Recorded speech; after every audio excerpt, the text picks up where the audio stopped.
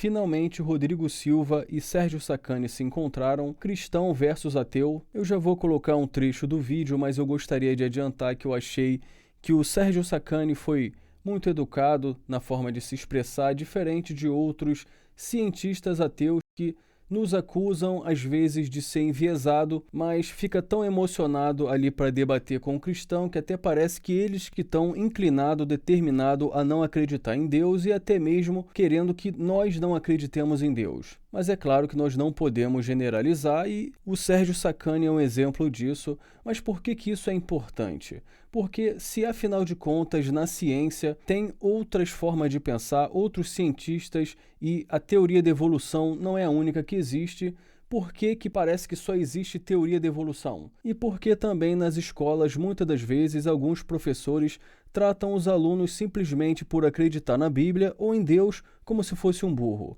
Mas enfim, bom, só para vocês entenderem, esse aqui é o Sérgio Sacani, o ateu. O universo começou. A gente não tinha explicação nenhuma, cara. Até vinha o Einstein com as equações dele. O Einstein criou lá a relatividade geral, as equações e tal, que ficaram ali guardadas durante um bom tempo, porque ninguém conseguia resolver aquilo. É um negócio muito complicado. Poucas pessoas mexiam naquelas equações ali. Passaram alguns anos, um padre até, Georges Lemaitre, que ele chama, ele pegou e resolveu, se não me engano, o pessoal pode corrigir aí, acho que são 16 as equações de Einstein, equações de campo que a gente chama. Quando ele resolveu aquelas equações matematicamente, ele chegou num resultado que ele falou assim, caramba, com isso aqui, cara, eu posso brincar com o universo, colocar ele para frente e ele para trás, porque as equações regem aquilo ali. E foi ele que foi o cara, olha só, um padre, né? Um padre, Georges Lemaitre, em 1937, 31, naquele período ali. Um pouco antes da guerra. Ele falou assim, cara, o universo, então, de acordo com a relatividade, teve um momento em que ele teve o seu início. Durante muito tempo, o pessoal chamava aquilo lá de átomo primitivo e tal. Depois, com a quântica se desenvolvendo, o que a gente fala é que teve uma flutuação quântica ali no que existia e teve a expansão. Porque o Big Bang também o pessoal fala que é uma grande explosão, mas o jeito mais correto de falar é que é uma grande expansão e que está indo até hoje. Foi assim que o universo começou? Não sabemos, cara. O Big Bang é a única explicação que tem? Não é a única. Existem várias, entendeu? Dezenas de explicações. Agora a pergunta é, por que que nas escolas nós vemos tanto aí se dizer sobre a teoria da evolução e nós sabemos que no meio acadêmico há outros filósofos, outros cientistas que pensam diferentes, inclusive muitos que acreditam em Deus, mas por que que não chega isso nas escolas? Como eu já falei no outro vídeo, não seria bom ter todo tipo de pensamento e aí sim, você ouvindo os dois lados, você tomaria a sua própria conclusão. A explicação que o universo nunca teve um início. Existe a explicação de que o universo ele é cíclico, ele vai expandindo, depois ele volta, depois ele expande de novo. Tanto que essa do universo cíclico, um dos maiores, não é que defensores, mas um dos caras que tem um gabarito em cima disso e que estuda, é até um pesquisador da Unicamp, é um brasileiro. Por exemplo, se eu disser assim, eu não acredito no Big Bang. Então é burro. Qualquer razão? Não. Se eu falar isso, beleza, porque como ele falou, há outros modelos.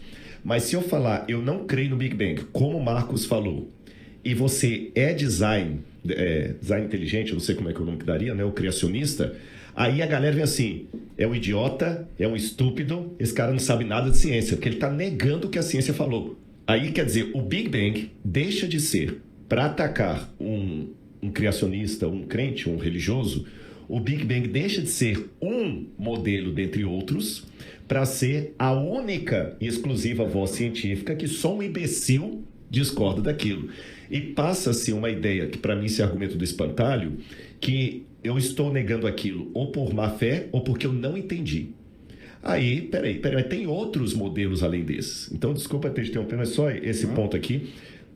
Quando você discorda de um dos modelos e você é religioso, é como se você discordasse de toda a religião. de toda a ciência. Bom, eu vou colocar a segunda parte, mas o que eu gostaria de dizer, nós sabemos que a teoria da evolução, ela não é comprovada cientificamente, não é um consenso no meio acadêmico, porque então alguns professores colocam essa como verdade absoluta. Imagina como fica a cabeça de uma criança ouvindo o seu professor ensinando isso como verdade absoluta, mas nós vemos que não é exatamente assim, né? Mas você, nas tuas escavações lá, tu também encontra um monte de coisa que corroboram até a Bíblia. Sim. Né? E aí, nesse sentido, Rodrigão, eu não quero dizer nada com isso, Por favor. Mas será que tu não chega às conclusões que tu chega porque você está enviesado pela religião? Por favor. Boa pergunta. Inclusive, viés é uma palavra pejorativa. Vou usar cosmovisão. A cosmovisão, todo mundo a tem. Hebreus 11, fé é a certeza das coisas que se esperam, a convicção de fatos que não se veem. Então, vou falar isso num ponto teológico e num ponto científico. A palavra certeza em grego é hypostasis. Até o pessoal religioso entende que fé, é por isso que tem a acusação do Deus das lacunas, do Russell, a certeza de coisas não esperadas. Então, não precisa de ciência, basta fé. Não, quando Paulo usa a palavra certeza, que está pessimamente traduzida em português, hipóstasis, é um certificado de propriedade de algo que você não recebeu.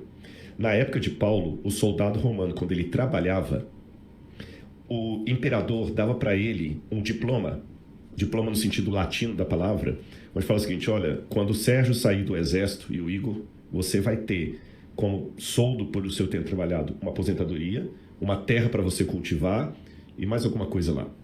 E o soldado guardava aquela certidão com ele durante todo o período de combate, porque ele sabia que no final, se ele sobreviver, ele vai receber a terra. Uhum. Então Paulo fez uma paródia, um paralelo. Se nós cremos na palavra de Cristo, ele nos deu o certificado de uma terra que nós não vimos. Como soldado romano, ele não viu a terra dele. Ele não viu nada. Você está entendendo? Ele não viu nada. Mas ele crê que ele vai receber porque o imperador tem lastro para dar aquela assinatura. Com isso, eu já quebro um paradigma teológico, que a fé não necessita de evidências. Eu tenho um programa chamado Evidências na TV Novo Tempo. E muitas vezes na igreja eu já ouvi crente falando comigo assim: muito bom esse seu programa Evidências. Mas para quem não crê? Porque para a gente que crê não precisa. Aí eu falo assim: eu tenho que dar uma aula do que é a fé à luz da Bíblia. Entendeu? Para você acreditar que vai ter uma terra depois de aposentado, é porque você conhece o imperador, você sabe o que ele pode fazer, você sabe o poder que ele tem e a assinatura dele, por isso que você confia. Se você me der um cheque assinado, eu só vou lá trocar no banco porque eu já tenho um conhecimento prévio de quem assinou o cheque. Senão não iria. Então a fé, ela baseia em evidências, sim. E ela não é um pulo no escuro. Como dizia Kierkegaard, né, no fideísmo, pular no escuro. E ele fala: a certeza de coisas que espero, a convicção de fatos que não se veem. Eu não vi a terra ainda. Mas não é gratuito. Eu confio nela porque a assinatura do imperador está ali. Se eu estiver aqui pegando fogo, e pelo meu instinto de sobrevivência, eu estou vendo aquela janela, eu vou querer abrir ali e tentar pular por lá. Só que do meio da fumaça sai um cara do corpo de bombeiros. Com a machadinha na mão e falou: vem aqui, vem para onde eu estou. O meu instinto de sobrevivência estava mandando ir para lá.